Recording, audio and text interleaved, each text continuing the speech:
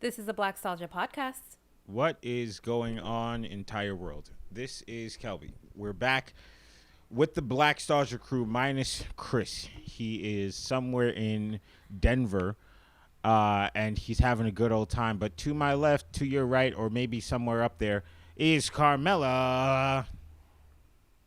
And then to the right, flexing his new haircut, looking super John Legendy. Out here looking light skin as light skin can be. Looking good as good can look. Shawnee F and baby. Hey, yo. All right, y'all. It has been a week since I've seen you guys. How you doing? How's everybody doing? Doing all right. Doing all right. Got Christmas under our Yeah. belts. Got some prezzies. Feeling good. Feeling great. What did you get? What'd you get? I got the sweater. Can you see that? Most smartest. Who gave that to you, Rashawn? This is from Lacey and Josh. Oh, nice. Yeah, it's a quote from my favorite movie, and I got a foot bath for my Wait, aching no, wait a dogs. second. What's the What? favorite movie? Drop Dead Gorgeous. Oh, no, that's crazy. Yeah, nah, It's honestly not Drop Dead. a lot of people haven't seen it. It's like I think it's like a cult movie that totally got like steamrolled over that no one's seen, but it has a bunch of people in it. So I recommend. I Like think it's who? on HBO. Who's in it? Kirsten Dunst, Kirstie Alley, Brittany Murphy, Amy Adams. Like it's a bunch of people. But this is, I want to say it was like in the 90s, so before anyone was super huge. Okay, I'm gonna have to check that out. Y'all check that out. Drop Dead Gorgeous. Mm-hmm. Okay, so you got that. You got what else? A foot bath? Oh yeah, I got a foot bath from Rashani. So I'm about to be doing like little petties at home, at the crib, soaking my feet. Oh my goodness. Something is that such a like I sweet wanted guy. a long time ago that I kind of. What? I said Rashawn is such a sweet guy. He Getting is you to so sweet. you know, something special right there. She's on her feet all day. No. Oh. Don't make me cry. Ah, okay. Okay, you seem like you had a great Christmas. What about you, Rashawn? What'd you get? I got a lot of books. I got one that's an extensive history of the Halloween franchise, from the first to the one that came out 2 years ago. It's like a thick, like almost like encyclopedia book. I know that sounds super nerdy, but I was so excited for it. So jazzed. I got a sweatshirt that was from Woodsboro High, which is the What's the high school in Scream. Also super nerdy. Okay. Nah, your gifts is crazy right now. And then I made a banging vegan mac and cheese, Dude. and I'm very proud of that. Dude, it was so fire, Kobe. Fire. I've been That's vegan great. for about 7 months now, and I've been trying to perfect this pasta, and sometimes it comes out great, sometimes it's terrible, and then I found the right ingredients. Ooh, baby. Little magic. You've been vegan for 7 months? Yes. Well, let me correct that. I've been non-dairy for 7 months, and I use a lot of vegan products. I still eat chicken, and I still eat seafood. Okay, so you're not vegan at all.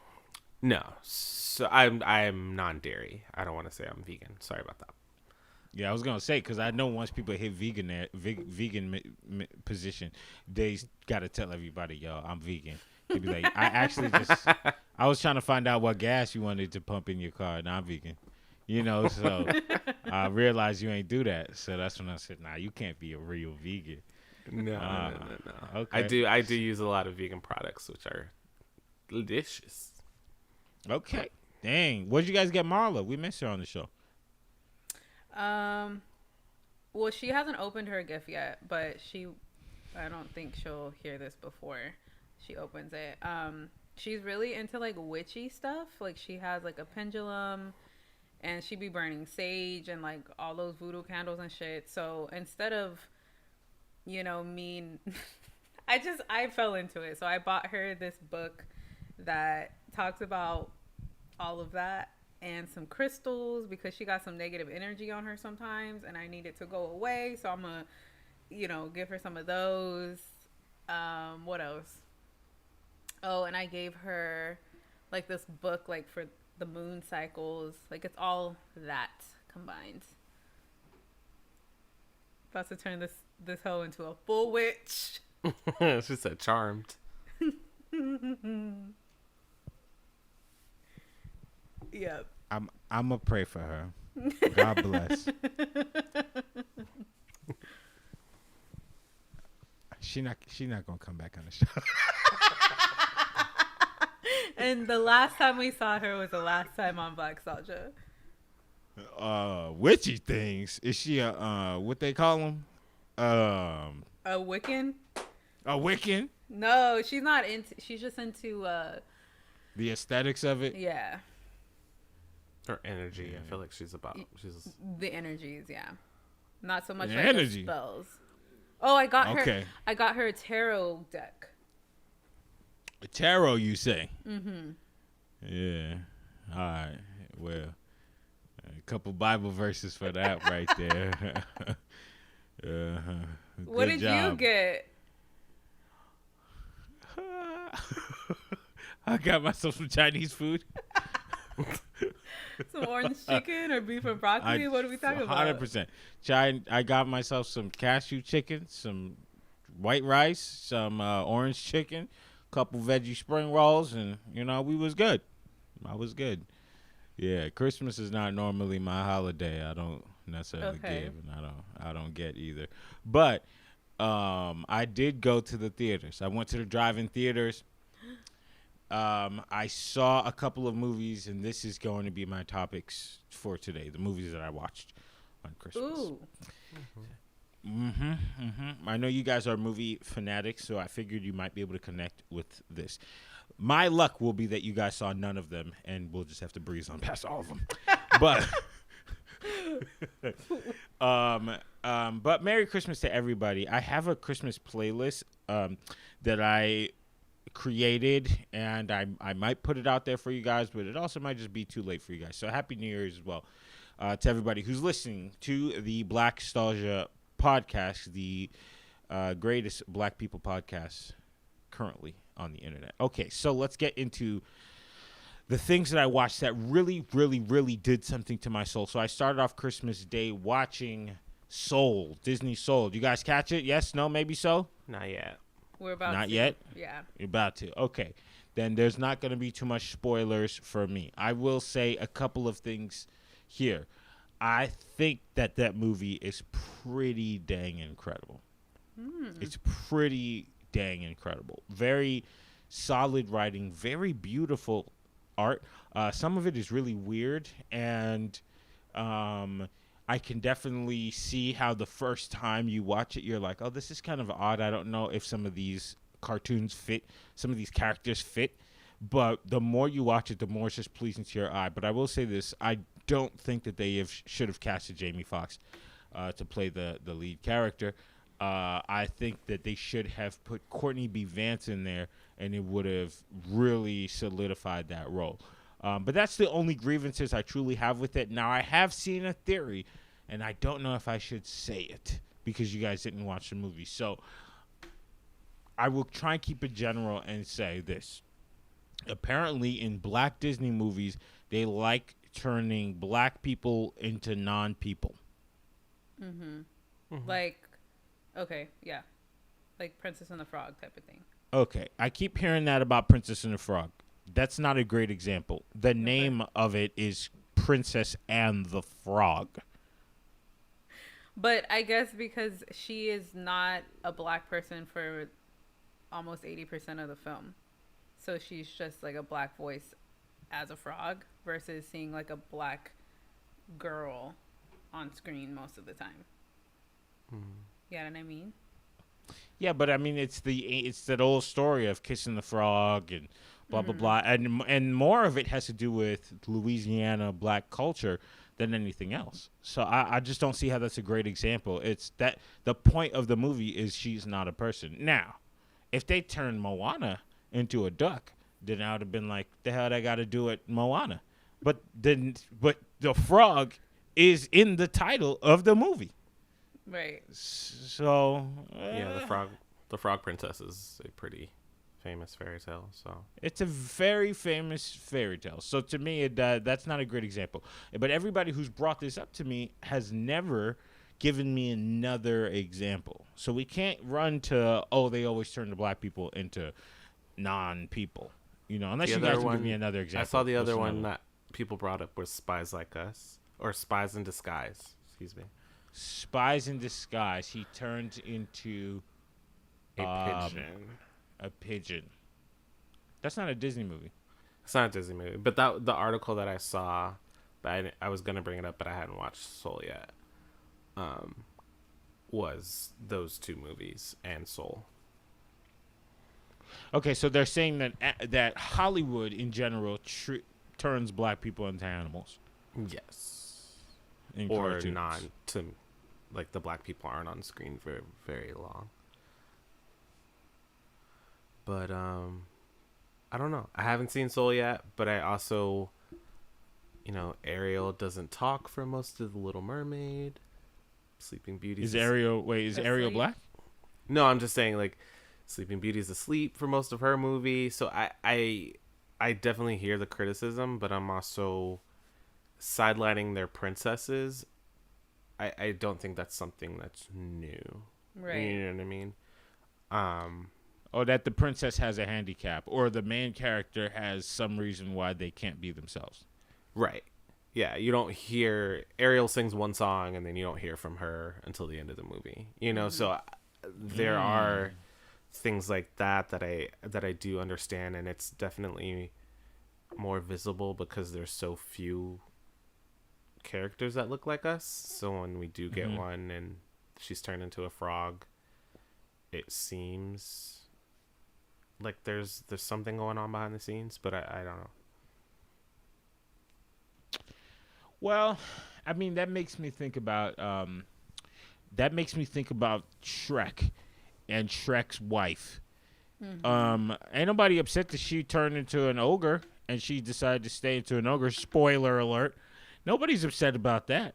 I think what the people are is a sideline and a sidestep to what the actual movie's about. Like, I want to get into the scene in Soul, but I won't, where it's a very black culture-y scene. You know what I mean?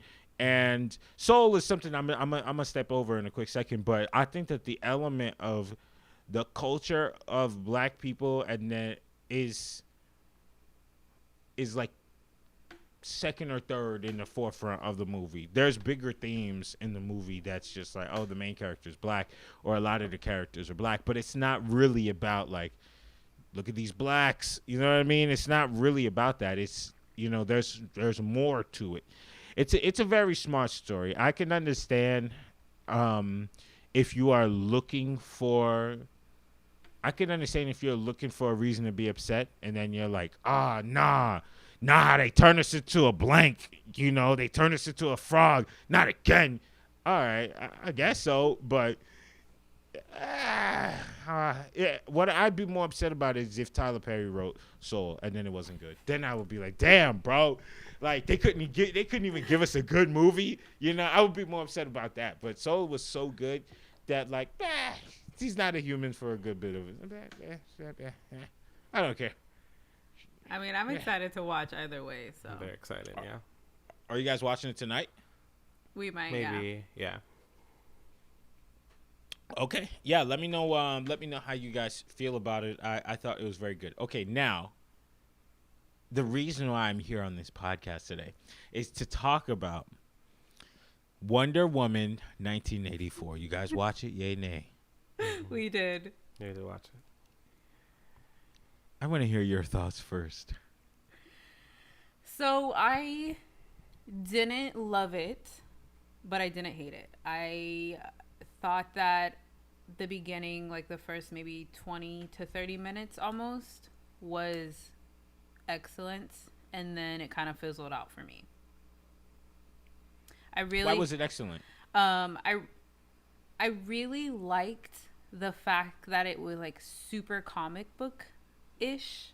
You know, like she was like it reminded me of like the old Wonder Woman. Like you would see her like fighting crime with her lasso and basically like just punching these bad bank robbers in the face and kicking them, and then like it just seemed like an old time type of comic movie. And I was like, oh my god, this is so different than the first Wonder Woman. They just are in here really doing that, and then it kind of just fell into like another DC comic movie, and I was just kind of like, all right, like I'm not having a bad time, but I feel like if they would have kept what they were doing in the beginning, it would have just been so different that I would have rode that wave the whole time. Okay, so you give it a what out of 10? I gave it a 6. A 6. Bless her soul. She's so nice. Kind woman. Shawnee, give it to me. Give it to me. I loved a lot about it. And there were things that I did not care for. Give me some. Give me some. I didn't particularly like the decision to bring Steve back. Ooh. Steve, the boyfriend, Chris Pine. Because Okay. I really loved the emotional storyline of him dying in the first one, and I thought that was a really great choice that a superhero movie doesn't always make. Okay. I loved Kristen Wiig. I think it was well directed, if not always well done CGI, maybe. But I You think, like the CGI? No, I'm saying I think it's well directed. Even if at some points the CGI wasn't that great. What parts? Because I see that a lot all the time about the CGI. I saw it a lot. There's something about the enhancements to her movements or her running that that don't always look the best. It's kind of like what's that word? I always forget it. The valley. Uncanny Valley. The Uncanny Valley. Yeah. So it's like you're watching this movie and you know that you're watching a superhero movie. So it's not realistic. Anything can happen at any time, and your belief is suspended. You know. But stuff like that where it comes like this super speed running, and sometimes when she would like lasso and then like fling to like another building or what have you, it was kind of jarring, but in a way that I was now thinking about CGI and not Wonder Woman. I don't know if that makes sense. Like I'm thinking more technically and not really like at the movie. Yes. I'm actually like that when I watch a movie. I don't want to notice anything. I don't want to notice bad acting. I don't want to notice poor editing. I don't want to notice bad writing. And the moment that I do, it's what I start thinking about.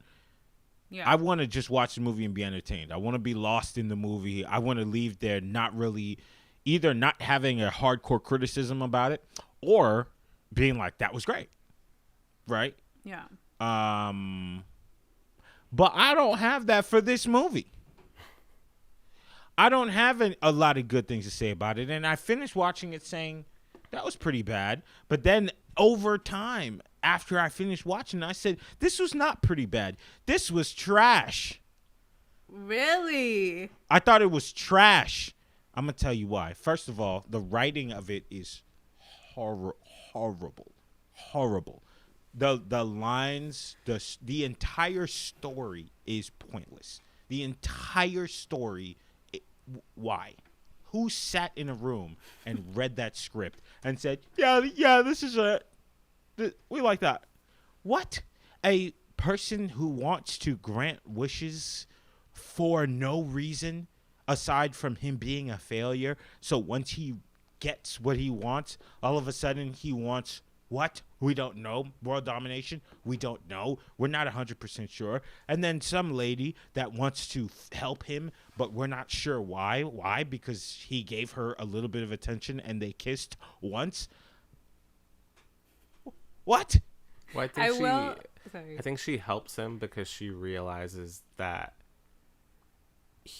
she realizes what she did, and that she made the wish on the stone, and he has it now, and she's listening to them say we have to stop him, and everyone has to give back their wishes. And I think we shouldn't have to make assumptions about what her purpose is. I don't think that's an assumption. She says it in the White House. I do agree with Kelby in the sense of I stopped in the middle of it and I was like, I think everything about this wish thing is very corny. And no, I agree. I'm just saying I know why she was doing I was never unclear about why she was doing what she was doing. Yeah, I was more clear about her character than I was about I can't even think of his name right now. Max, yeah, because it just seemed like I didn't care about him at all, but he was this huge bad guy, this huge part that I'm like, I have to care because you're a huge chunk of the movie, but I don't. You know what I mean? I want to see Kristen Wiig be that awkward caterpillar to butterfly and then just be a complete badass and wreck shit. I'm in for that. But Max, I don't care about that. He was a completely pointless character. How does he know what the stone is? How does he know what the stone does? I might have blinked and missed that storyline, but how does he know? He had researched it. He had drawings about it. He had been looking for it. That's why he found Kristen Wiig. Okay, I blinked. I missed that part. I just feel like that was not. It was not fleshed out enough to where it made any sense. Okay, so now actual parts of the movie that make no sense. Why is it in the 80s? Why is it so important that it's in the 80s, that it's in the title? And yet there was like one thing about the 80s that they mentioned. Look at our clothes. Isn't this 80s? We have trains.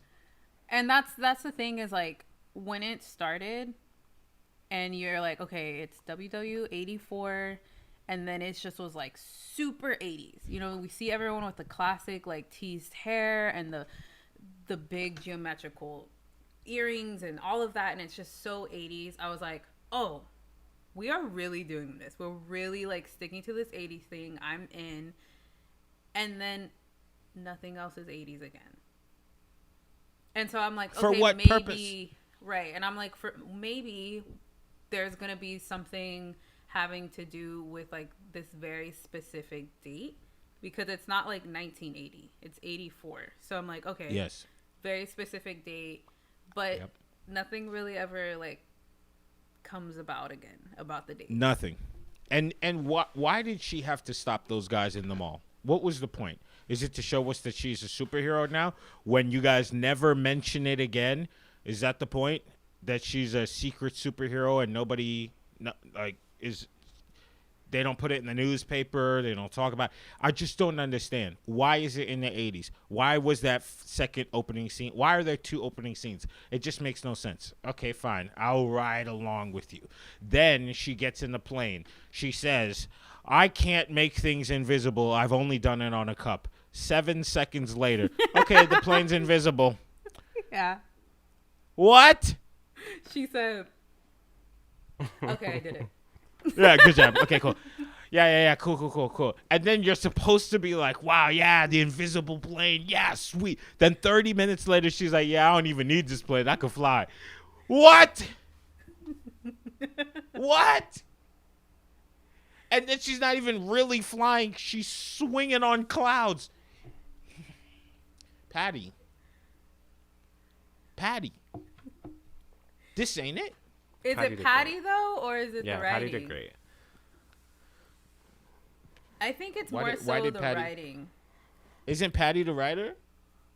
No, Patty's just a director. No, I think she's director. I'm gonna have to throw Patty on there too. Then Patty, and I already know they signed her on to do the third one, writing and directing. But nah, Patricia, this one ain't it. Okay, and then the ending. Oh, she did write it. She did write it. I figured I saw her name as the writer. This ain't it, Pat. This ain't the one. All right. So where is Max from? Why does he have an accent, and we don't know where he's from? Fine, I'll let that go. Okay. Why is the lasso of truth not being used as a lasso of truth in the end when it's I'm sorry, spoiler alert for everybody who didn't see it. It's touching his leg. He's broadcasting to the world. He's not saying anything truthful.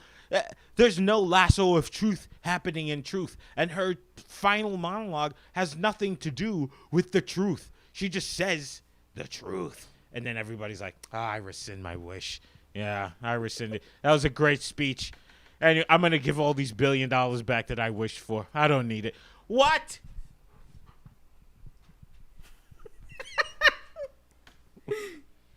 Patty, let me help you out.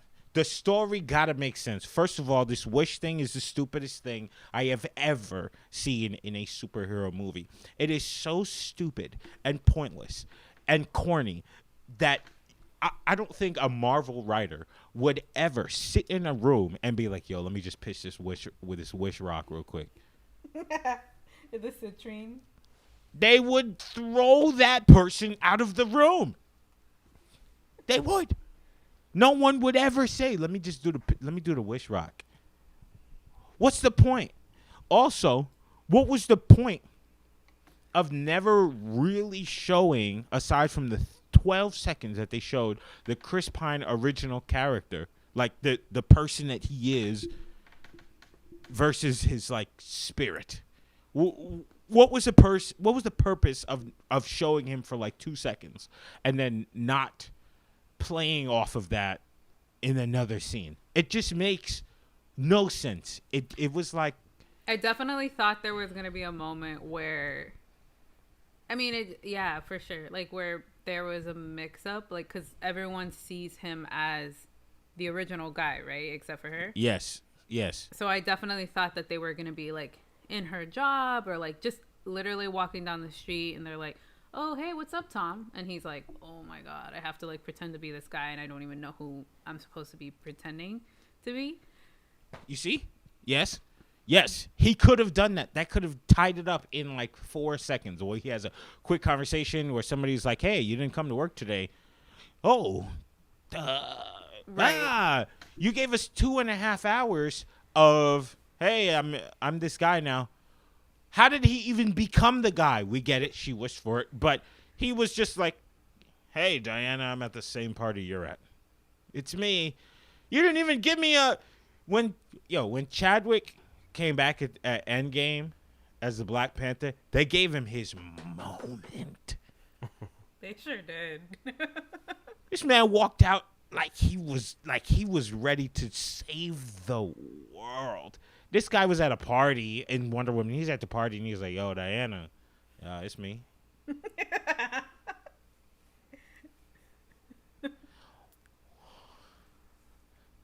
I believe that Patty Jenkins is like the writer and director of Donnie Darko.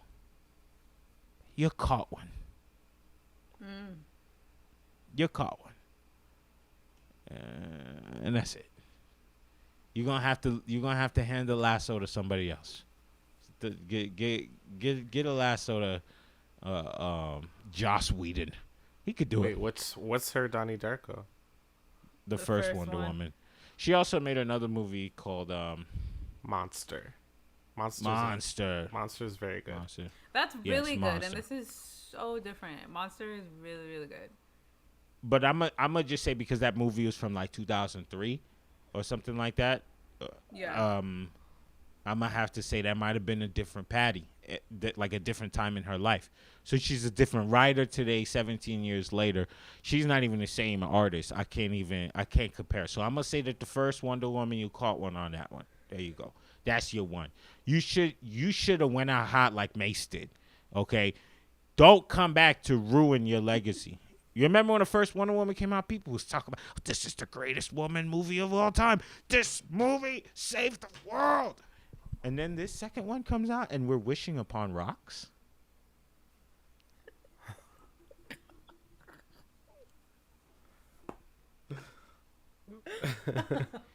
His kids' wish didn't even come true. He was like, I wish for your goodness, Dad. He was like, yeah, all right, for sure. Anyways, I'm about to go get this money. Real niggas like to be rich. The kid was like, yo, what about my wish? Yeah, I was wishing for your goodness. You touched my shoulder, you creep. I just can't understand. I can't understand. If you're going to have, tell me his name, Pedro something. Pascal. Pedro. If you're going to have him step over enemy lines to go work with DC, and Pedro, you approved of this because you took the role. You read the script. What you doing, baby boy? He was this acting. Gotta be. Was he acting? He was cool. I mean, he was just like at 100 the whole time. Like, he did his best with what he had. His mouth was wide open. Yeah, exactly. He did the best with what he has. He was like, I don't even like this kid. Oh, my son. Yo, come on.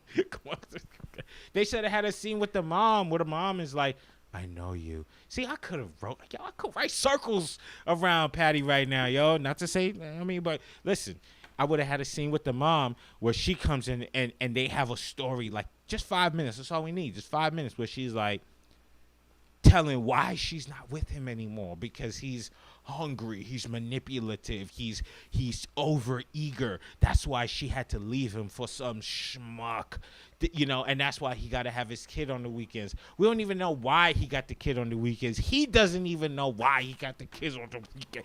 This has to be the worst script. This is the worst story and script and movie I've seen from DC since the all evil crime fighting family, whatever that one was called with Will Smith. Suicide Squad? My gosh, Suicide Squad made me want to commit suicide myself. Horrible, horrible. Yeah, that one was not good. That was not good. The only thing good out of that was Margot Robbie. Well, she's a gem. She's a gem. We love her. Love her. We love Margot Robbie. I even liked her in her own DC movie. What was that called? She was the Joker's girlfriend. Birds of Prey. Oh, Birds of Prey was all right. That one. Birds of Prey. That was all right. That was all right. But I mean, DC. I think that the way that they're tipping the ship of like we got a pretty good one, we got a pretty all right one, and then we got a really bad one, and then you got a really really bad one, and then Nah. And then you're right, Rashad. I don't ever want to see Chris Pine's face again. I didn't say that. I don't. That I is don't. a direct quote. That. Like you said, Rashawn. Fuck him. Yeah. I'm good. I never want to see you in Star Trek, my guy. I never want to see you again. I never do. I want to see you doing something else. You could go write a movie yourself. I'm good. Well, I mean, he definitely can't be in the third one, right? Like, he can't be. He's going to be. I don't know this for facts. Don't nobody say anything. But they need that. They need him in a certain sense of like that storyline is not done. It doesn't appear done because he came to life so easy and he died so easily that it was just like, all right, yo, I'm back. All right, I'm out. Yeah, we didn't even know how he went back. He just did, huh? Yeah, she started walking out. She was like, I rescind the wish. The dude, Pedro, didn't even touch her shoulder. What is this? What is this, Hollywood? I'm glad I didn't pay. How did you guys watch it? How did you guys watch it? We watched it on HBO Max. Do you have to pay extra, or is it just on the streaming platform? Just on there. Okay, all right, good. So I paid $10 to go watch this, and I went to the drive-in theaters. Okay, it was a very romantic time. It was fun. I had a great time. You had a date? I did not, but I feel like the moment was romantic. It's just like, you know what I mean? I don't mean it in a sense of like, I had a romantic moment. We held hands and we kissed at the worst parts. No, I just felt like, the drive-in. It's just a very like nice moment. But the $10 I spent to go watch on WW84 was just, it wasn't it. I had a better time watching Valley Girl, the 2020 version of Valley Girl, at the drive-in theater earlier this year. I wanted to see that. Y'all should watch that because it's equally good as it is bad. It is right there in the middle, and it works perfectly. Anytime they start singing, you're like, damn, I hate this movie. But then when the singing is done, you're like, oh, this movie's kind of fire. So yes, Wonder Woman. Did not like the story. I did not like why it was in the 80s. Makes no sense. I did not like the writing. I did not like, me personally, a lot of the acting. I personally hate watching a movie where I notice the acting. But in this specific case, I feel like the writing was just so horrible. It was just so. It was so film school. It was so film school that ain't it. I really thought about getting my 1,000 pennies back, but I didn't want to put that business under. They provided the service to me on Christmas Day, so I'll leave my $10 with y'all. But that wasn't it. That wasn't it, y'all. My soul. But soul, fantastic. But soul Loved was it. good to you. But soul. Okay. All right. So I watched another movie with my girl Emma Roberts. Ooh. It's called Holiday. You guys heard of it? I did watch it. Yeah. Okay. So You watched it? I I watched don't- it. Holiday before you see I Soul? watched it like a few weeks ago. Before Soul? Soul has been out for 3 days. I see that you watched the white movies first. I saw that. I watched Holiday like a month ago. Okay. But Did you watch Ma Rainey? I ain't watching that. Okay. Okay. See, at least I can be upfront about what I don't want to watch. But okay, what did you think about Holiday? I got what I paid for. You didn't pay for it. Yeah, I was I gonna paid say for that Netflix, Is it on Netflix? subscription. He sure does. A vibe. I Yeah, quite I was- enjoyed that movie. Yeah, I don't have any problems with it. It was a lot more raunchy than I was expecting, which sure, I wasn't mad at that. By language. Yeah, I guess they talk. It's a lot more adult. Yeah, more than I expected, but I appreciated it. I was happy to see Andrew Bachelor in there, credited as Andrew Bachelor, not King Batch. That was exciting. Wow, that's He fulfilled. good for him. Yeah, no. He's leveling up. He don't even have the mini fur anymore.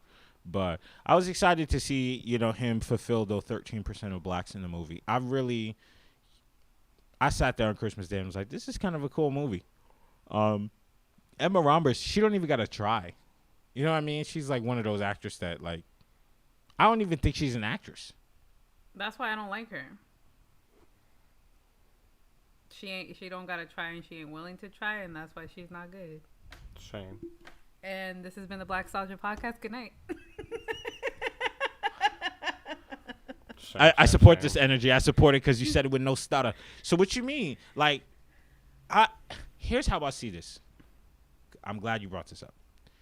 There are people I don't like to watch. Not to say I don't like them, but I don't like to watch them because I know they're trying and they just can't get it. My guy, Michael B. Jordan, is one of those. Every time I watch it, I know you trying, baby boy. I know you really trying. You took 10 takes to get that line down, and it just... I get that. But- I like You it, know what I though, mean? but I do get that. You know what I mean? But Emma Roberts, on the other hand, is somebody who... She doesn't disrespect you by trying. Does that make sense? She'd just be like, I'll say these lines. And it's never too bad, and it's never great to the point where it takes you out of the movie. It's just like, this is fine. Right. You know what I mean? She's just in there to, like, cash a check and be done with it. That's it. She going to work. She did what she do. Her aunt's famous. Cool. I go home. She's just never entertaining to me. Which is, like, to your point, is that she's not really trying. She doesn't... I've never watched something with her in it and been like, ugh, I can't watch it because she's in it. But I always think that somebody else could replace her and do it 10 times better. Because she's not, to me, she's never played a role where I think there needs to be like an Oscar award and whatever, right? But because of that, I'm like, why can't you just play this hella mediocre white girl role? It should be easy for you. And I feel like all of her lines are just like line reads, kind of just like, oh, I have to say this, bada bing, bada boom, we're done. I'm out of here, I'm going home. I'm just like, bitch, you know how many other people could be doing this, but somehow you are? Why? Because of Eric Roberts and Julia Roberts. That's exactly why. That's exactly why. I like her in a sense that she's unproblematic. I will never hear about her. She be getting pregnant. We don't got to hear about it. She'll never force herself on nobody. She just be doing her movies and her screams, and boom, she go home. I never think about her. She's not somebody you go, you know who would do this very well? Emma Roberts. She's not somebody you think about. She's not an actress to me. She's a person in movies. She's one of those. But you know what? The girl who was the guy's like fake Christmas girl in the very beginning of the movie, she probably could have done the whole movie and did it better. You guys know what I'm talking about? The like original. The reason why the guy the family got him the pants and he had to go to the store. That girl. Oh, yes, I know who you're talking about. She could have done the whole movie. I don't know. I feel like Emma had a little like brashness that you need. She was a little. Oh yeah. Had that like hard exterior. I'm never gonna fall in love. But yeah. That's true. But at the same time, though, Emma Roberts got that Selena Gomez thing going on where she still looks 17. Yeah. But isn't she supposed to be playing her age? Mm-hmm. Yeah, 20. She's like 29 in the movie, but she does not look nowhere near 29. If I was her, I'd eat some cornbread thick enough, shorty. Cause the 17-year-old thing ain't. I don't know. You shouldn't really still be able to play high school, which I'm wrong about because forever in Hollywood, 30-year-olds are playing high schoolers. Right. Yeah. So yeah. Though Emma gave us that performance, I enjoyed it. I also watched Bad Moms Christmas. Oh, I saw that. Pretty bad. I didn't see the first one, but I thought I thought it was just like, I went in there, I got exactly what I expected. Really? Yeah. I got less than I expected. I will say that I thought the casting was a little strange. Like, Catherine Hahn is supposed... I love Catherine Hahn. I think she's great. But she's supposed to be playing, like, younger, like, mid-30s, I think. And she hella Is looks... she? I think so. She's supposed to be... She looks all of 55. Yeah, like, they're all supposed to be around the same age, right? Around 30-something? Well, I didn't think they were the same age. I say that because some of their kids are, like, around the same age or, like, go to school together. There's some reason why I had this thought.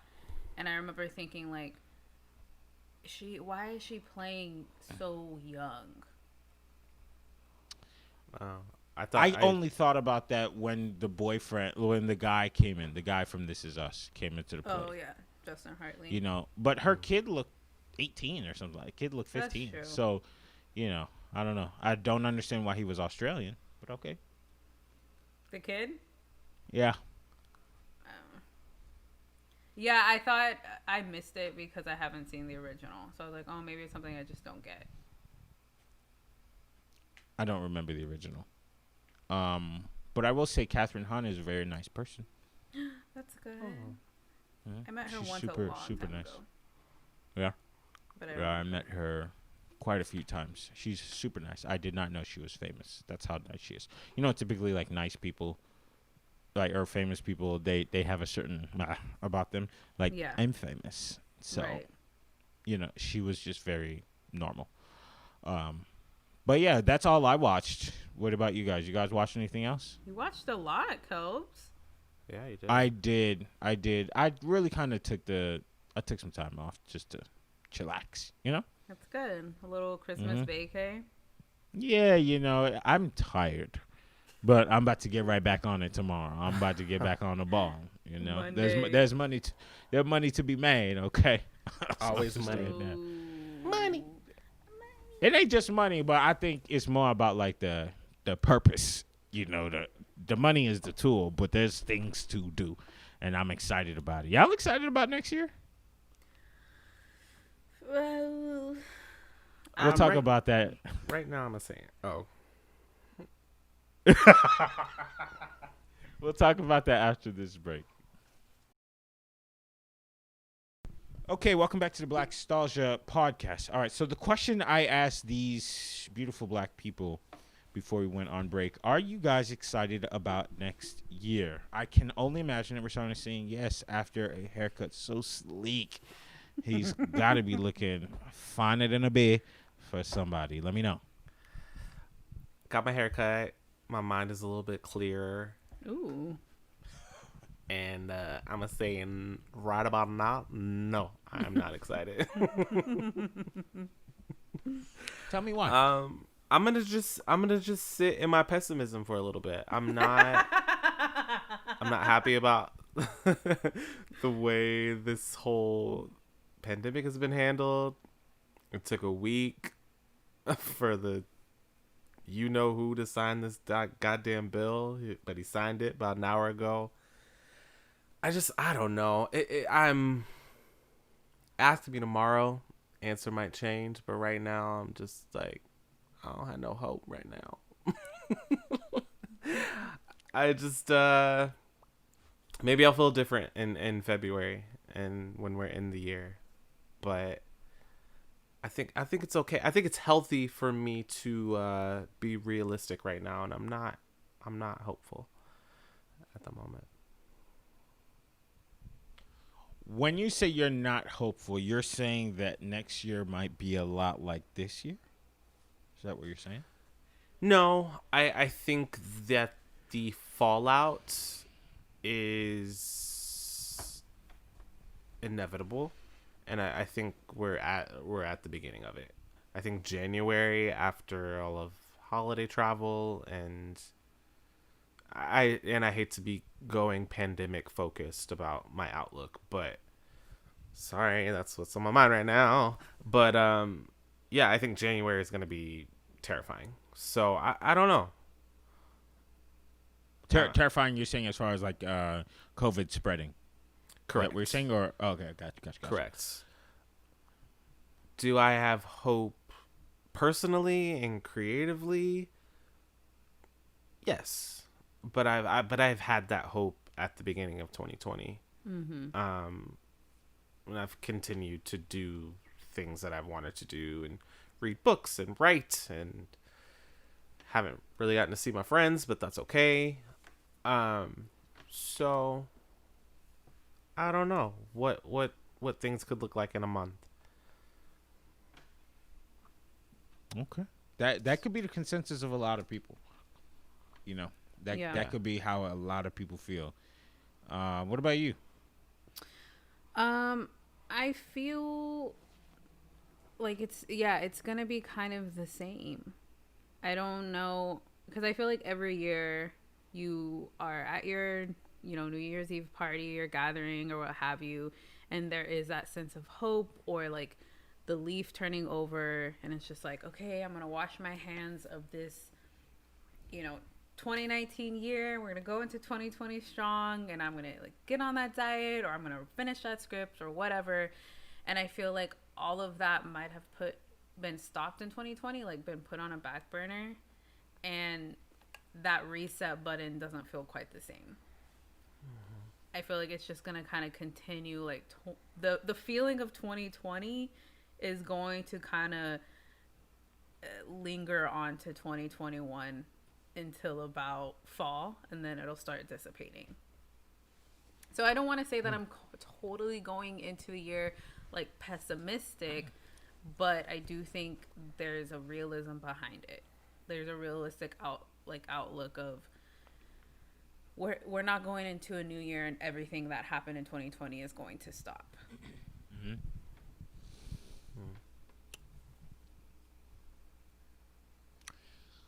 One time, somebody told me about hardship that they were having, Mm-hmm. and we were both in the same situation. However, I had a different outcome, and I decided to say that my outcome in that moment was different than theirs. Mine was a little bit more positive than theirs was. And it actually soured the conversation because they were just not in the space to hear what I had to say. So, in relation to this moment, I'm going to let y'all live on that one. And I think we'll see what happens next year. And I hope that it's not bad. And I hope that it is looking up. And I know that we can also be prisoners of the moment. Sometimes things happen in the moment and you go, right? But then later on you're like, you know what? I'm actually capable of way more than what I thought I was, Right. and I didn't linger in this moment that I had of anger or pessimistic or whatever. So I'm gonna let you guys live in this for a little bit, and then maybe one day you'll wake up and next podcast you guys give it to me a different type of way. So, but I do hope that things turn around because nobody wants to live in that pessimistic world. We need a Um, W. The W. We need a win. What? We A need win. we need a Oh, W. wait, okay, got it. Okay, so before we go to another topic, I wanted to send out my prayers, love, and something to a family that went to Haiti, a Seventh-day Adventist family. They went to Haiti, and um, I don't personally know them, but we are connected by some church members, church family, and they went to Haiti and they were kidnapped. Oh my goodness. And the kidnappers are asking for $5 million. It's him. It is, I believe, his child and maybe his wife. I would like to send out some well wishes and some positive hope and some prayers over to that family. I hope that the kidnappers are not, more vicious than we assume that they are, and that all things end well. I will say this: when I was a little kid, my grandparents went to Haiti, and something happened, which encouraged my grandfather to tell all of us kids, the grandkids, and his children, that's not the place that you want to go. I understand that they have a lot of needs and desires, but it's so dangerous. Mm-hmm. And I hear about these kidnapping stories often. And for those who don't know, I'm Haitian. Louis, before, who was on the show, he's Haitian as well. So I have a connection to these stories, and I hear about it so often. People are kidnapped, and the people there are, sometimes tied to the government. They have a super corrupt government where there is no justice for, or there's nobody avenging people who have been wronged. There is nothing for criminals there. In fact, most of the criminals are the ones creating the rules. They're creating the laws. They're part of the government. And I just sometimes understand that, where we sit right now, we have our own problems. And then I look at my family's motherland and their problems. Man, it's a different type of problem that these people are facing, where they wish that my worst problems, that's like a great life for them. Right. So I always want to keep this in perspective when I hear these stories, and so often it's a family of somebody I know, or sometimes it is somebody I know, and they go out there and these people kidnap them or they kill them or they do whatever. I want to send out some positive prayers. Everybody is praying for you. Everybody is hearing this. Somebody sent it to me who I don't think they could point out Haiti on a map, and that actually brought some warmth to me because it was like, wow, we're making news. Like, people care. And I think that that's such a beautiful thing. So shout out to that family. We are praying for you. We hope that you get back home safe to your family, and for everybody who is risking their lives going to Haiti, going to other countries that are like Haiti, where they are not privileged the way that we are. It's very difficult living in some of these places, and you're going over there with good purposes, good intentions, and then bad things happen. I want to commend you on your good works, on your good deeds, and you are brave. You're stronger than I am, because I'm not going. But yeah, that's it. Okay, you guys, topics. Say it one more You guys, time. you guys have anything? It cut out, so we were like. Oh, I'm sorry. You guys have anything you want to talk about? So, Yes. I have been. We talked about this a long time ago, but Netflix acquired a lot of black sitcoms from the 90s, and I have gone into a deep rewatch of Moesha. He sure has. Ooh. Every 20 minutes, Carmella hears "mo to the e to the." Okay. So I watched Moesha the Parkers, Jamie Foxx, Steve Harvey. Martin? That was like Martin. Yes, Martin. I watched those shows a lot, and like come home, reruns are on. I watched it, and Moesha. I don't know. Moesha just felt like home. I if there's any show that I've ever felt was like a good representation of what it was like to live in my house, Moesha was it.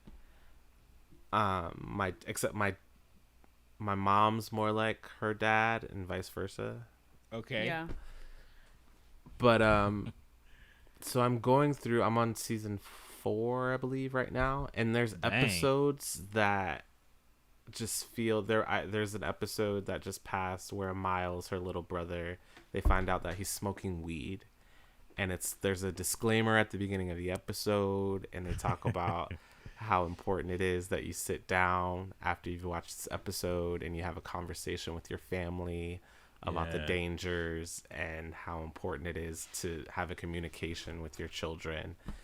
And they like catch him with a joint, and they're like, "Don't you know what this can do? Like, do you want to end up on the side of the road like a bum?" And I'm like, "I'm a joint." I'm sure Fredro Starr was passing them joints over there. Yeah, Fredro Starr pops up, and they're like, "Man, you judged me the moment you saw me. You just saw me as another brother in a lineup." And I was just like, this show, it felt like, in the moment, it felt like such a show to follow. And now watching it back, I'm like, man, they were really driving that lesson home. And Absolutely. I'm like, you just found a joint. I mean, yeah, I think he's like 10 when they find it. So Oh my goodness. that's bad. That's young. But I'm also like, it's a little weak. It'll be alright. At 10 though. At 10 is a lot. 10 is a lot. Yeah. We're gonna have to interview you before you can have kids, brother. 10 or 10. But there's an episode where Mo gets birth control, and they talk about having sex before marriage, and none of this is new because Cosby Show, black sitcoms just do this. But I just thought it was teach really life lessons. I just thought it was really interesting that how much shows would influence what you talk about in your house, and how a TV show could possibly dictate how you raise your kids. Yeah. And I remember watching some of those episodes with my parents and just like turning around and looking and being like, don't worry, I'll never do it. I'll never try. You know, so big ups to Moesha, because I love that show. It's like crazy to like watch these shows that we were like constantly watching every single day and realize like this is so on the nose with the lesson. Like, did I pick that up when I was watching it, or? Yeah, I didn't. You probably did, but not up front. Right. You know what I'm saying? Like, imagine if you were like 18 and you, or whatever, younger, you lost your virginity. You probably had that feeling in your stomach, like, damn, I did something wrong. Like, I shouldn't have done that. You know what I'm saying? Right. And because you're not thinking about that episode of Moesha when she got the birth control. You just like, damn, they told me not to do this before marriage, and I did it. I'm a rebel. Like, you know what I'm saying? Right. Yeah. And there was an episode where she's about to have sex for the first time, and she asks her boyfriend if he has condoms, and he says, "Don't worry about it. It's taken care of." And I remember vividly the first time I saw that in my mind. I couldn't have been no more than 11 years old. I remember thinking that meant that he already had it on. I don't know where I got that from. I don't know how I came to that conclusion, but I was just like, oh, a condom is something you put on and wear it. Yeah, no, I get that. And have it before you're ready to have sex. I thought it and was just how weird that is. I thought like it now. was like a pill or like a patch or something, because I remember I was watching ER and I was like, I remember so vividly, I was sitting on the floor right in front of the TV. My mom and dad were behind, probably not even really watching the show, just chilling on the couch. And there's a scene where I guess like the doctor is asking this girl like, well, do you know if he used a condom? And me not knowing, I wanted to know the context of the show, so I was like, Mom, what's a condom? And like both my parents like stopped, looked at each other, and my dad was like, I'm not gonna do this, you know. And like my mom was like, oh, and she was like so easy and breezy about it, and she was just like, oh, it's something that like a guy has so like the girl doesn't get pregnant. And I was like, oh, okay. And I just in my mind not thinking what, I've never seen one, I don't know what this is, so I'm just like, I guess maybe it's something he puts on or like he takes, whatever. And like that was it until like I actually learned what it was. Yeah. Is that why you don't use them now? Exactly. Yeah, gotcha.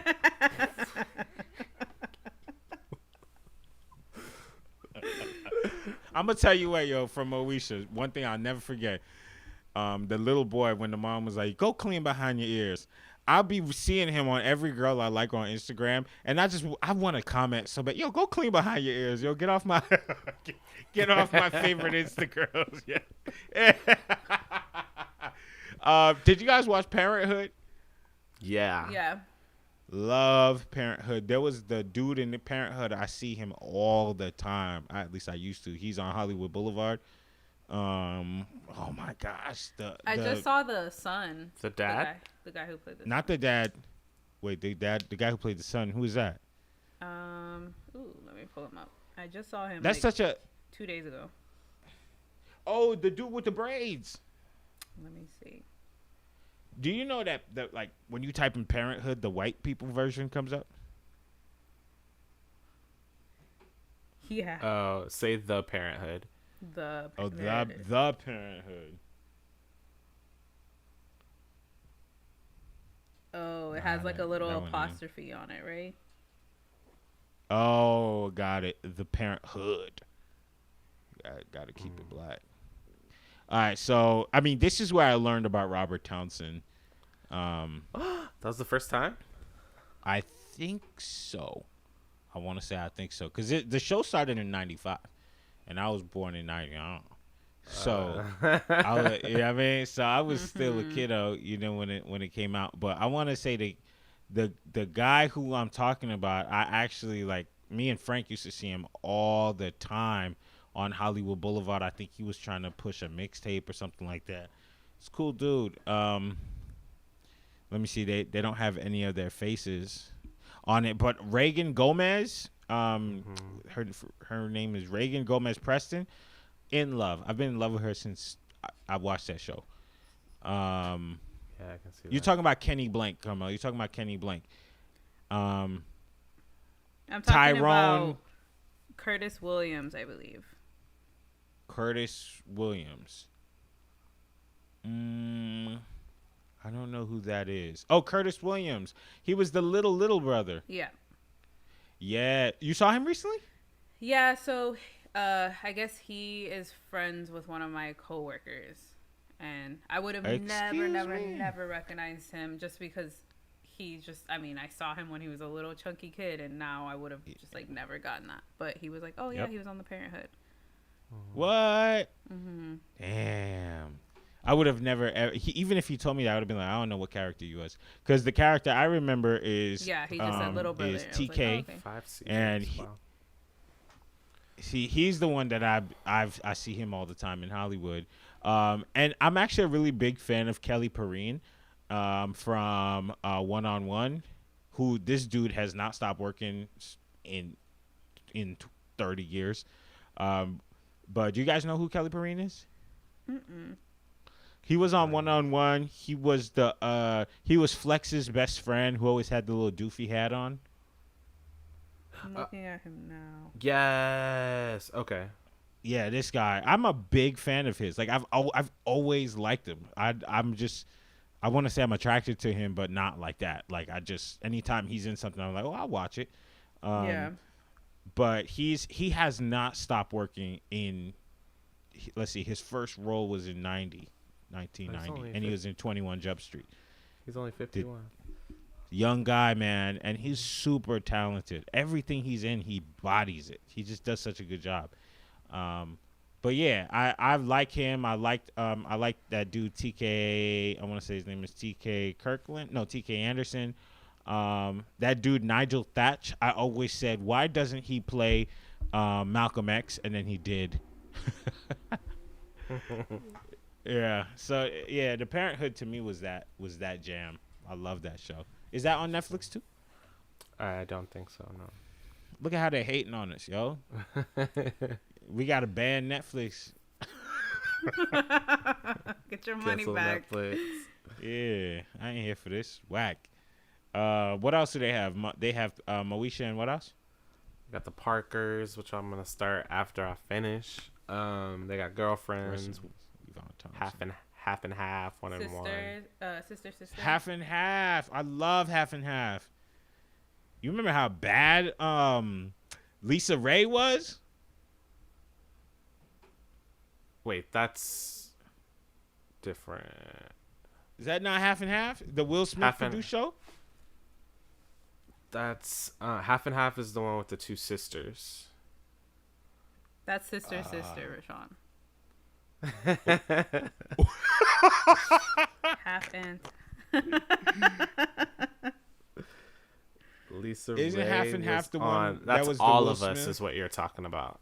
All of us. Half and half is with my girl, the love of my life. Essence Atkins. Essence Atkins. Oh my gosh, Essence Atkins to me is the new version of Thelma from Good Times. Like, I remember when I saw her at Home Depot one time and she graced me with her presence. I pretty much fell on the ground and had a seizure because I was just like, "Excuse me, ma'am." She used to come to my restaurant a lot. She's so nice. She's so nice and she's so pretty. Like, she is. One day we got to make a list of our bad Hollywood black queens, because Essence Atkins is on that list for me. Of like, She's like seems like top 5 for you. Mm-hmm. she's definitely she's top 5. I'll say that. Yeah, she's top 5. You ain't seen that bikini post where she's looking like,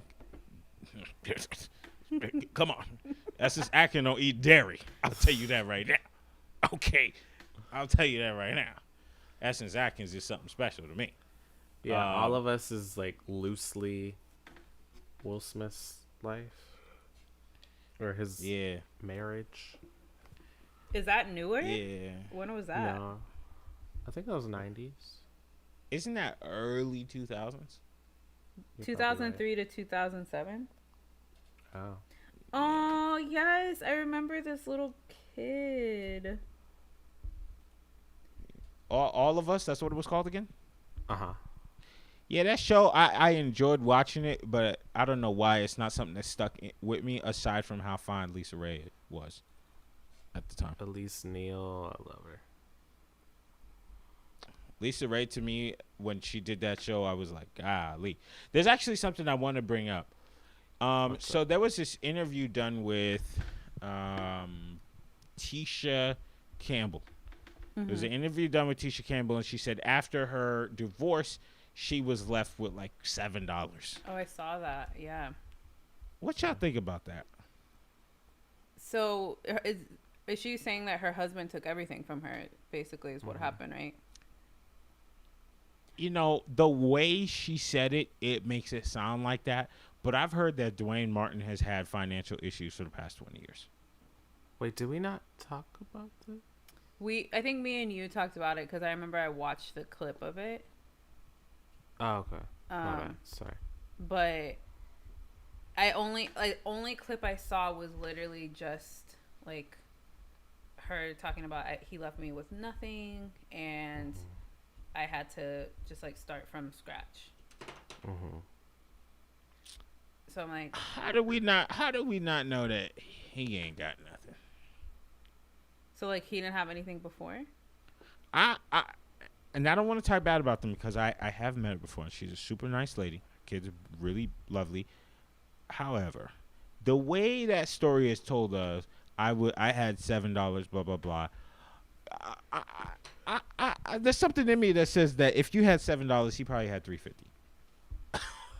Like, you know, how is it possible that a judge will let a wife and a mother hold on to her children and then be like, oh, now you ain't gotta give him nothing. Come on.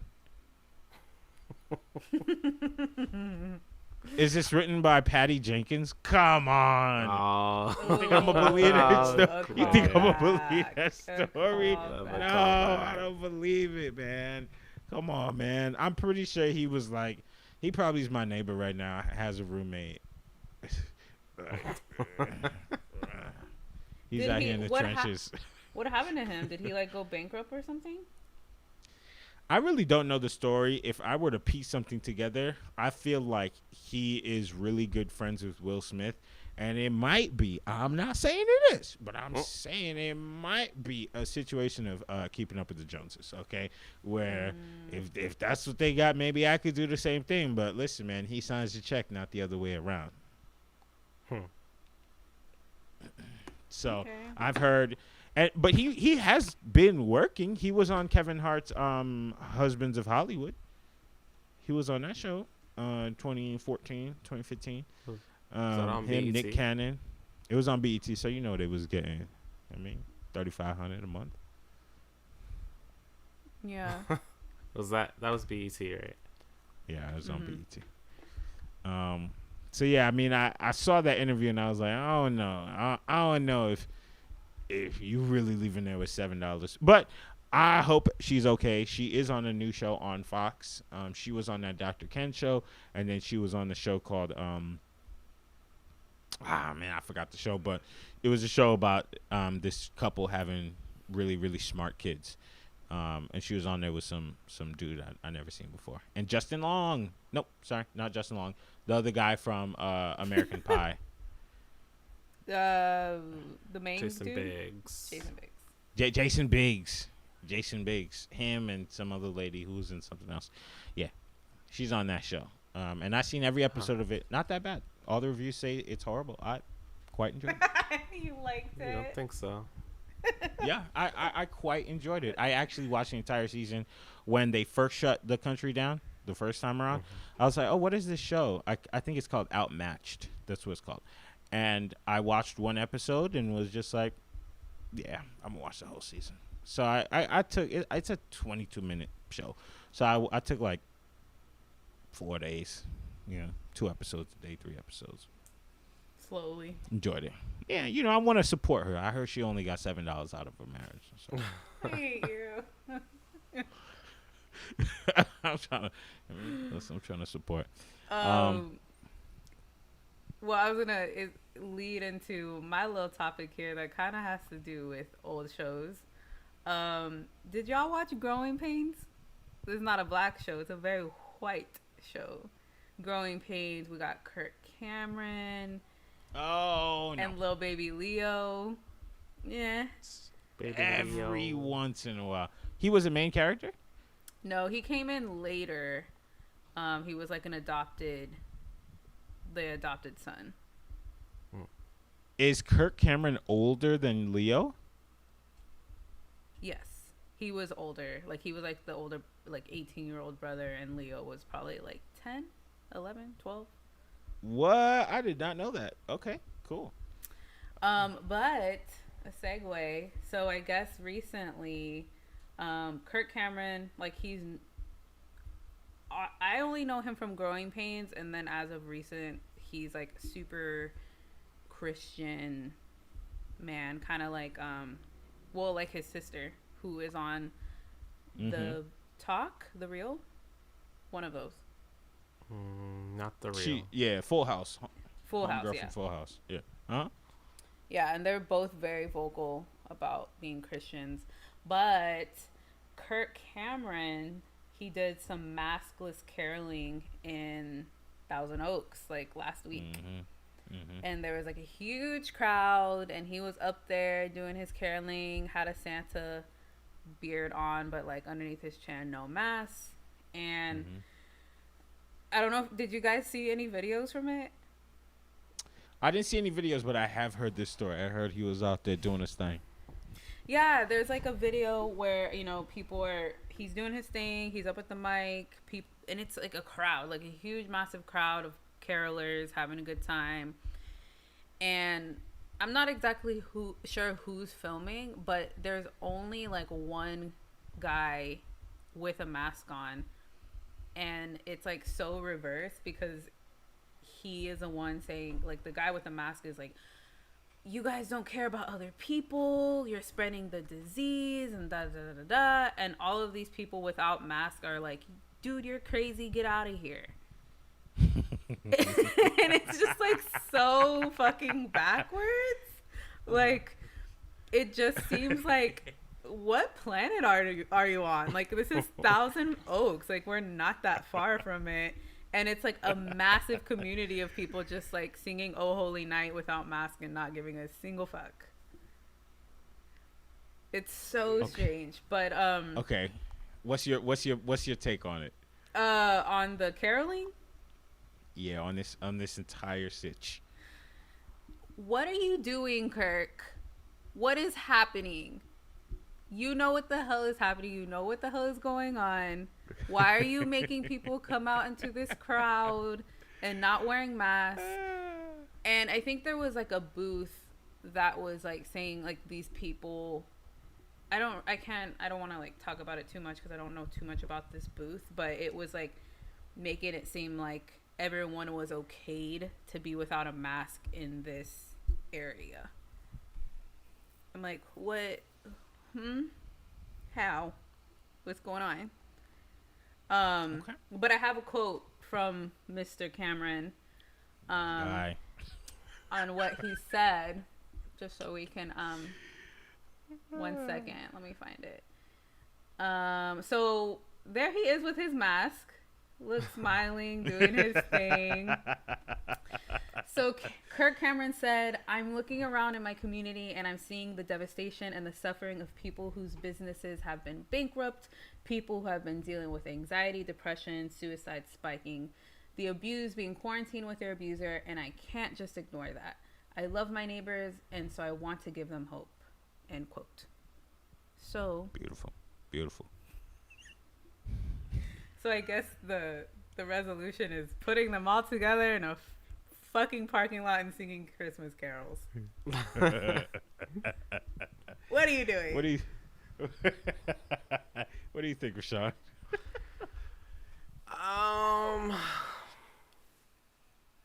I mean, You're like, I was there. I actually had a solo, and I'm really upset that you ain't come and watch me sing because you say you love me, but I can You tell say you you don't. love my voice, but whatever. Yeah. Go home. Get your ass in the house is what I'm Get your saying. white ass home. I just don't understand the boldness with which people are like, yeah, whatever, I'm doing it, and everyone like, who cares? I'm like, a lot of people care, but go be great, I guess. Go be great with your Santa hat. Go be great with your lavender. I just Lavender, the color of kings, royalty. act like a king. Yeah, I just don't. It's not like he's a role model. Well, I don't want to say that because he's not a role model for me, but maybe he is for other people. Clearly a crowd of them. Clearly a crowd of them, but I mean, idiots will follow, I guess. I don't know. I don't really. I'm in my house. You know what I mean? just just go home, man. Just go home. That's how I feel about it. And stay home till your ass gets 2 shots in the arm. 3. Is 3. it 3? I thought it was 2. It's 3. The way I see this is like something else I saw earlier this year. When Joe Biden won the presidency, the first of the 300 times, I went to San Diego and I walked the streets, and there were crowds of people singing and dancing. Crowds. There was 2.5 masks, and they were they was Under the playing. chin. Yeah, under the chin. That thing was on their wrist. Like, yeah, I got my mask on me. You know, there was no mask. They were all singing and dancing along to Nipsey Hussle, and nobody had a word to say about the pandemic. Okay, and I walked around and I said, "Well, that's your right. You know, you as an American person, you got the right to do whatever you want. If you want to go out in the streets and sing and dance and do this and do that, you can." But there has been a suggestion made that if you are out and about, you can put your mask on. If you don't want to, that's your right. That's all up to you. If you don't want to be a part of it, you can stay at home. You can stay at home if you're somebody who's immunocompromised, you're scared, you're old, you're this, you're that, whatever it is. You can stay home. That's your choice as well. That is your right. So I'm actually just going to apply it to this. If I don't think Kirk Cameron put a gun to anybody's head and say, you got to come to this.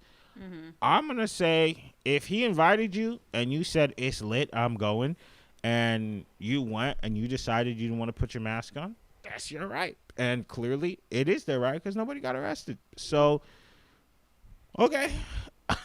Yeah. I also do Okay. think a larger part of it is that Kirk Cameron really wants to stay relevant. Because, Nah. Is it? yeah, I kind of do. I mean, does anyone care about Kirk Cameron? Yeah, I mean, his net worth is he's been 22 making, million. like, yeah, he's been making faith-based films for the past 20 years. Like, he's relevant. And I love Fireproof. And you what? I love Fireproof. Yeah. What the fuck is Fireproof? Ever since, like, Yeah. Left Behind, like, Kirk Cameron's been relevant to someone. Yeah. He's not relevant. He made like $2 million in the last year or something like that. Like, he's out and about, and I watch Fireproof a lot at AMDO. A lot. I know the DVD commentary. I have no idea what this is. Yeah, Left Behind is one of the most terrifying movies I've ever seen in my life. Facts. I cannot watch it even till today. I used to have nightmares watching it as a kid. It's freaking scary as It's hell. terrifying. Yeah. It's freaking scary as hell. Left I cannot watch it. Behind. Nicolas Cage? No. Maybe. It's Nicolas Cage, Leah Thompson, Chad Michael Murray. No. No. No Kirky. Wait. Yeah, 2000, not 2014. Yeah, there's three of them. Left Behind 2, Left Behind, World of like that Oh, movie is this the one about the rapture? scary. Yes, it is. Yeah, yeah, I cannot watch that. It's nuts. I was like, I'm pretty sure it definitely wasn't Chad because I was a child. Okay, I want to say, I'm pretty sure about this. One time when I was younger, me and my family would visit like our cousins in San Antonio, and my aunt, who's not really my aunt, she's just like my older cousin, she sat us all down and she was like, you guys have to watch this. And it was a movie about the rapture. And just now, in this moment, I'm realizing that it was this movie that you're talking about. Carmella, you are wild, man. But the thing is, love Carmella. I remember when I was like in my cousin's house, there was somebody, I don't think it was my mom, but I remember they were like, oh, the kids shouldn't watch this. And I was so young. Hell no, they shouldn't. Yeah, like I was so young that we were just like, what's going on? Like it was just so strange. How young were you? I feel like I was 7, 8. Okay, Maybe. then it wasn't that one because there's a scary ass movie called The Rapture. That might be. Hell yeah. Yes. Okay. And he used to play on Because TBN. if you were 7, the movie wasn't out yet. Okay. The Rapture's a 90s movie. Is this so? Okay, I'm looking it up with Mimi Rogers and David something. That's it. That movie is beyond scary. David Duchovny, yes. Yes. That movie is a different level of scary. And I watched it as a kid on TBS or TBN, and after that was just like, Dad, I'm not gonna sleep until I'm 30. Yeah. That makes sense. It is nuts. And when I say nuts, I mean to say like it is very scary because they take Revelations. If you know anything about the Bible, they take it and literally bring it to life. And even then, they leave out a lot of things, and it's just like. Is this just gonna happen to us? I remember it being like about the Bible and like the rapture and everything, but I was so young that I couldn't really like grasp the concept. And then there was that whole thing like the kids shouldn't be watching this, so like go away. And and like even me and my brother talk about it to this day. We're like, what the fuck was that? It's terrible. Yeah. And why would we like be over at somebody's house visiting and then be like, hey, you know what we should watch? The Rapture. Like, and then after that, we'll watch Passion of Christ. Right? Like, what the fuck? No, we're good. By the way, just to show you like the level of money that Kirk Cameron is chilling upon, he did Fireproof, and I believe he was just an actor in that one. I'm trying to see if he did, if he was a producer as well. But actually, it was the Sherwood Pictures, which is those dudes from Atlanta, I want to say. That movie was made for $500,000, and it made in 2008 $33.5 million. God damn. Faith-based my boy, films, they make bank. Yeah, that movie, God's Not Dead, huge. Yeah. Huge. Also, that boy, the one with Chrissy Metz. The one that just came out last year? Oh, yeah. Breakthrough. Yeah. Mm-hmm. What company is this? That was a Sherwood Pictures. They do all the like really Christian pretty films. Looking. Yeah, but they have a certain style. They do the like pretty ones where it's about like marriage and here let me actually bring up a list because it's really like those crisp kind of white people movies. I'm trying to avoid saying it, but they made this movie Courageous, which is about is it about cops or is it about no, it's about cops. So it's about cops, and then they had it, which I've seen as well. They made us watch it at church, and I was like, I kind of enjoy this movie, and I like it because they don't try to Wonder Woman. it. It's like people from the church who are acting in it. They give their time. They don't get paid. You know, it's stuff like that. And then they also made Fireproof. They made another movie called Facing the Giants, which is a football movie. They made a movie called Flywheel. But yeah, it's no joke. That boy Kirk Cameron sending on some money. Well, damn. I mean, I had no idea. I mean, I knew he would Brother have could have bought a some mask. money, but yeah, he could buy a mask. But I just didn't think he would be relevant anymore at all. Him, Candace Cameron, Burr, they're doing all right in life. Yeah, she's doing fine. Yeah, She's sitting pretty. the one I'm scared about is the girl that played Stephanie. Yeah, I heard some things about her, but I mean, listen. Didn't you have a crush on her? I still have a crush on her. I love her. They call her Stephanie. I mean, that's my girl right there. All right, so we are going to talk about our last few topics after this break. Let's go into our final segment of the show, which is the things we remember. Throw it at me.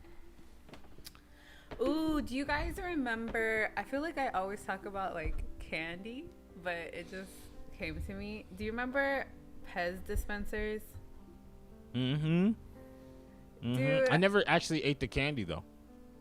You never ate the candy? I ain't gonna lie to you. I didn't know how to take it out. You just pop the head and it dispenses it. It didn't work for me.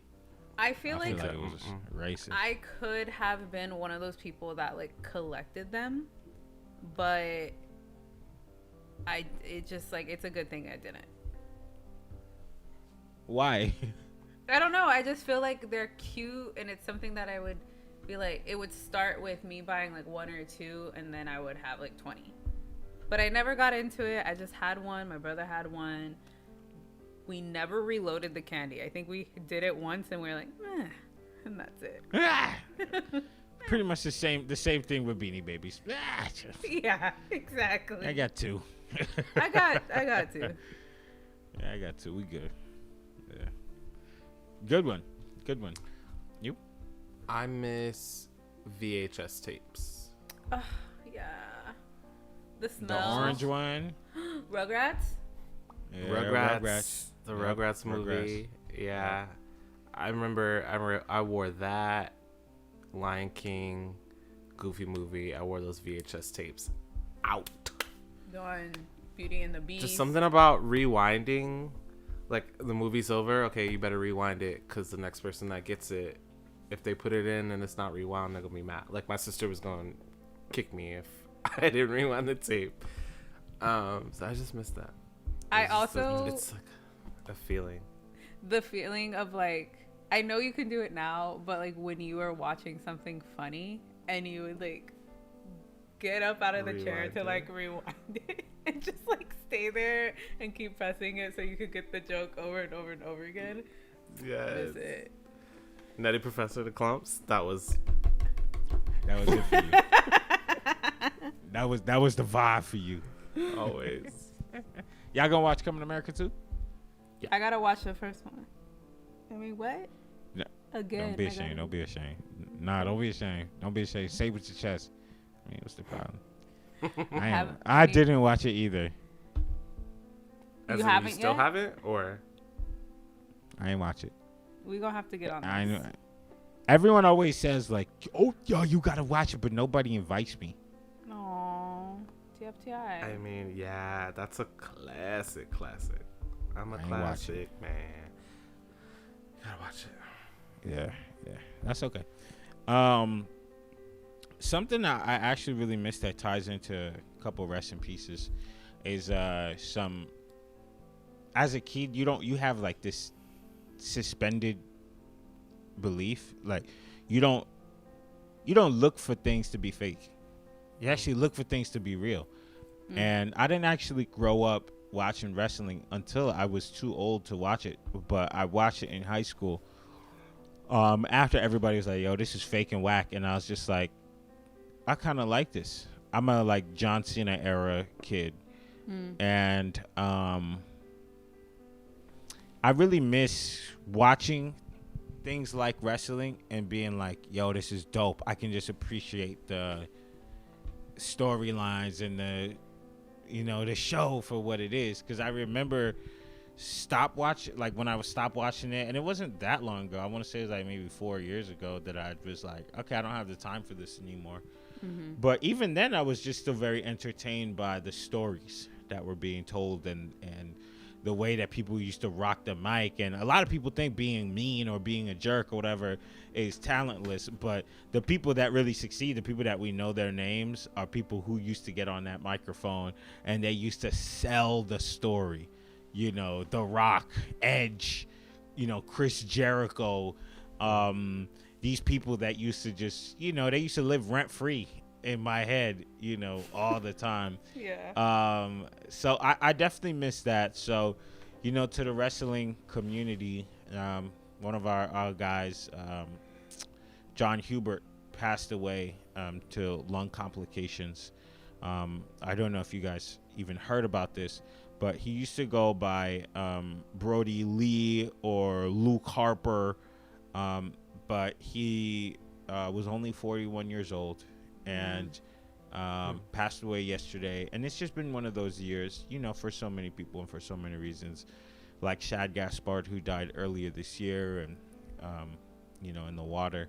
And now John Huber, and I am forgetting his name, but the gentleman that Chavo was talking about earlier today, who was a legend in the game. So, it's just kind of tough to see those people who, as a kid, you could see them jump off of a rope and land on the ground and get up and cheer the crowd on and suspend your belief, suspend your disbelief to make you believe that the show is real. And it's commendable, and it's hard to do. It's not easy. And this guy, John, was, somebody who was very well respected in the community, and he did his job, and he did it well. So those are the things that I miss, just looking for the reason for things to be real and not the reason for things to be bad. But, somebody ripped that away from us along, in time, and now we have this kind of different viewpoint of the world. But at some point in time, we will turn back into kids somehow, some way. So yeah, that is my memory for the week. Now, to end on a high note, I saw the greatest TikTok, and the title of the TikTok is "How Adults Write Teenagers" on HBO. And it's Caitlin. Hello. Oh, I love her. Hello? Hey, you dumb fucking slut. What's up? Yeah, it's me. Are you doing fucking homework, you fucking dumb slut loser? I haven't done homework in like 2 fucking months. I don't give a fuck. I look like I'm 31. Hey, do you want to go to a fucking bar and get fucking wasted? Because that's all that I want to do. I don't give a fuck about school. See you there, bitch. It's so good. And the fact that HBO said crying in Emmys made my life They just did? that much greater. Yeah, they did. And because I'm pretty sure that was a Maddie impression from Euphoria. Yeah, 100%. Pretty sure. That's the first thing I thought of. So that brought me a lot of joy this week, and I hope it did the same for y'all, because she killed that. She kills it every time. Yeah. Shout out to her, Caitlin Riley. All right, y'all. This was the episode of Blackstalgia Podcast. Catch us next week. We do drop every Tuesday. We are also on Instagram. Follow our page, which is at Blackstalgia Podcast, where we have Carmella doing all that jazz. And then follow us on YouTube. We're on the KAJ/4 YouTube page, where we drop the full episodes and clips throughout the week. Is there anything you guys want to say? Nope. Have a good week, everyone. Stay All right. kind, stay safe. All right, y'all. Appreciate you. Catch you next time. Bye. Bye.